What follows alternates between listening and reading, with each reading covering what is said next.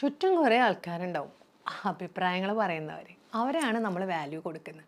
നമ്മുടെ അഭിപ്രായം നമുക്ക് സ്വന്തമായിട്ട് പോലും ഉറപ്പില്ല എന്നാണ് അർത്ഥം. അതുകൊണ്ടല്ലേ മറ്റുള്ളവരുടെ അഭിപ്രായത്തിന് ഇത്രയും പ്രാധാന്യം കൊടുത്തുകൊണ്ടിരിക്കുന്നത്.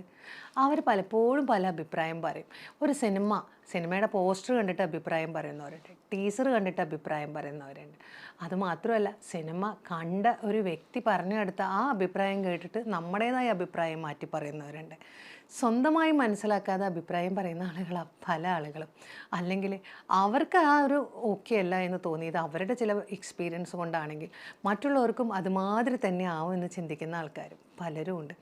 അതുകൊണ്ട് നമ്മൾ കരുതുന്നത് മറ്റൊരാളോട് നമ്മൾ പറയാൻ ആഗ്രഹിക്കുന്നതെന്നങ്ങനെ പറഞ്ഞ് പല വേർഷൻസ് ഉണ്ട്. അതായത് നമ്മൾ കാണിക്കാൻ എന്താണോ ആഗ്രഹിക്കുന്നത് മറ്റൊരാളിലേക്ക് ആ ഒരു പോയിൻറ്റ്, മറ്റുള്ള ആൾക്കാർ നമ്മളെ നോക്കി മനസ്സിലാക്കുന്ന ഒരു കാര്യം, അതേമാതിരി മറ്റുള്ള ആൾക്കാർ മറ്റുള്ളവരോട് നമ്മളെക്കുറിച്ച് പറയുന്ന പല കാര്യങ്ങൾ, നമ്മൾ എന്താണ് മറ്റൊരാളോട് പറയുന്നത് എന്നുള്ള കാര്യങ്ങൾ.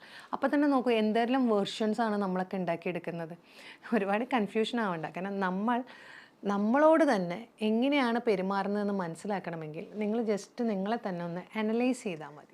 ഒരുപാട് പേര് എന്നോട് മെസ്സേജ് ചെയ്ത് ചോദിച്ച കാര്യമാണ്, സോറി പറയുന്ന ഒരു വീഡിയോ ഇട്ടപ്പോൾ എന്താ മാഡം ചെയ്യാൻ, ഞങ്ങളൊക്കെ അങ്ങനെയാണ് എന്നാൽ അതിൽ ചിലർ പറഞ്ഞു സോറി പറയുന്നതിനൊരു ക്വാളിറ്റി ആയിട്ട് എടുത്തിട്ട് അങ്ങനെ ഇരിക്കണം. ആയിക്കോട്ടെ, ഒരു കുഴപ്പമില്ല. പക്ഷേ എപ്പോഴും നമ്മൾ മാത്രം ഇങ്ങനെ സോറി പറഞ്ഞുകൊണ്ടിരിക്കുക, ഏതൊരു സിറ്റുവേഷനിലും നമുക്കിങ്ങനെ സോറി പറഞ്ഞുകൊണ്ടിരിക്കുക, അവർ വിഷമിക്കേണ്ട എന്ന് വിചാരിച്ചിട്ട് നമ്മൾ ചെയ്യുന്നു, നമ്മൾ ആ ബന്ധം നിലനിർത്താൻ. പക്ഷേ നിങ്ങൾക്കുണ്ടാവുന്ന വിഷമത്തിനെ കുറിച്ചിട്ട് അവരാരും മനസ്സിലാക്കുന്നില്ലെങ്കിൽ, ആ പറയുന്ന വ്യക്തി നിങ്ങളെ വാല്യൂ ചെയ്യുന്നില്ലെങ്കിൽ, നിങ്ങൾക്കതൊരു പ്രശ്നമല്ലെങ്കിൽ പിന്നെ എനിക്കാണോ പ്രശ്നം?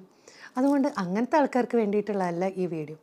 നിങ്ങൾക്ക് പ്രശ്നം തോന്നുന്നുണ്ടെങ്കിൽ തീർച്ചയായിട്ടും നിങ്ങൾ മനസ്സിലാക്കേണ്ടത്, നിങ്ങൾക്ക് ആദ്യം അത് മനസ്സിലാക്കണം. നിങ്ങൾ വേദനിക്കുന്നുണ്ട്, അതിന് തെറാപ്പി ചെയ്യേണ്ട സമയമായി. അതിനൊരു കുഞ്ഞേതായ രീതിയിലെങ്കിലും നിങ്ങൾ നിങ്ങളെ തന്നെ ഒന്ന് സപ്പോർട്ട് ചെയ്യുക. അപ്പോൾ ഈ ചൈൽഡ്ഹുഡ് ട്രോമാസ് കാരണമാവെന്ന് പറഞ്ഞല്ലോ, അപ്പോൾ അതിനെന്താ ചെയ്യുകയെന്ന് ചോദിച്ചവരുണ്ട്. ചൈൽഡ്ഹുഡ് ട്രോമാസ് ആണെങ്കിൽ ഏത് പ്രായത്തിലാണ് നമുക്ക് ഈ പ്രശ്നങ്ങൾ ഉണ്ടായതെന്ന് നമുക്ക് മനസ്സിലാക്കാൻ പറ്റുന്ന ഒരുണ്ടാവും. നമ്മുടെ മെമ്മറിയിൽ ഇന്ന ഏജിൽ എന്നുണ്ടാവും നമുക്ക് ഓർമ്മയിൽ വരുന്നത്. അതിൽ നമ്മൾ മാക്സിമം ഇങ്ങനെ കൊണ്ടുപോകാൻ ശ്രമിക്കുമ്പോഴും ഒരു ഓർമ്മയിലെത്തുമ്പോൾ സ്റ്റക്ക് ചെയ്യും. അവിടെ നമുക്കുണ്ടായ ഒരു പെയിൻ ഉണ്ടാവും, നമ്മളുടെ ഒരു ഇൻസെക്യൂരിറ്റി ഫീല് നമ്മളാക്കണം. പലപ്പോഴും നമ്മൾ ഹാപ്പി ആക്കാൻ വേണ്ടി ശ്രമിക്കുന്ന ഒരു ബാല്യം, ഇതിന്നൊക്കെ എവിടുന്നെങ്കിലും അവിടെ നിന്നാണ് നമ്മൾ അവരെ ഓക്കെ ആക്കി കൊണ്ടുവരുന്നത്. ആ കുഞ്ഞു കുട്ടിയെ ഹാപ്പി ആക്കി വരുമ്പോൾ ഈ വലിയ കുട്ടിക്കും കുറച്ചും കൂടി ഓക്കെയും. കാരണം അന്നത്തെ ഒരു സിറ്റുവേഷനിൽ നമ്മൾ ഇത്ര വലുതായി മാറിയെങ്കിലും ആ കുട്ടിയുടെ ഒരു മൈൻഡ് അവിടെ അപ്പോഴും കിടക്കുന്നുണ്ട്. അപ്പോൾ ഈ നമ്മൾ പറയുന്ന മാതിരി നമ്മുടെ ഇന്നർ ചൈൽഡിൻ്റെ ബുദ്ധിമുട്ട് അവിടെ കാണും. അപ്പോൾ ഈ ഇന്നർ ചൈൽഡ്